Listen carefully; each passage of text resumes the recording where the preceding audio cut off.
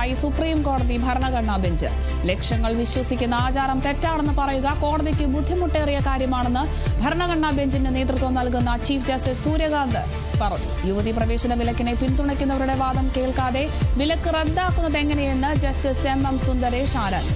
ഇതിനിടെ ക്ഷേത്രങ്ങൾ പ്രവേശിക്കുന്നവരെ തീരുമാനിക്കേണ്ടത് അതത് മതവിഭാഗത്തിൽപ്പെട്ടവരാണെന്ന NSS വാദത്തെയും തിരുവിതാംകൂർ ദേവസ്വം ബോർഡ് സുപ്രീം കോടതിയിൽ എതിർത്തു. പൊതുക്ഷേത്രങ്ങളിൽ വർഗം, ജാതി എന്നിവയുടെ അടിസ്ഥാനത്തിൽ വിലക്ക് പാടില്ലെന്ന് അഭിഷേക് മനു സിംഗ്വി. ക്ഷേത്രങ്ങളിൽ പ്രവേശിക്കുന്നവർ അവിടുത്തെ ആചാരങ്ങൾ പാലിക്കാൻ ബാധ്യസ്ഥരാണെന്നും ബോർഡ് ചൂണ്ടിക്കാട്ടി.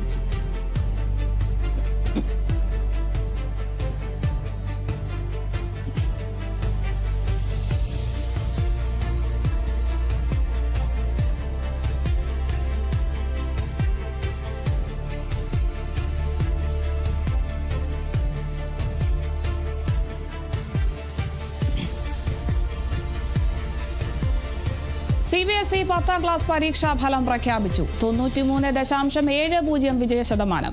CBSEയുടെ ഔദ്യോഗിക വെബ്സൈറ്റുകൾക്ക് പുറമെ ഡിജി ലോക്കർ, ഉമാങ് ആപ്പുകൾ വഴിയും ഫലം ലഭ്യമാണ്.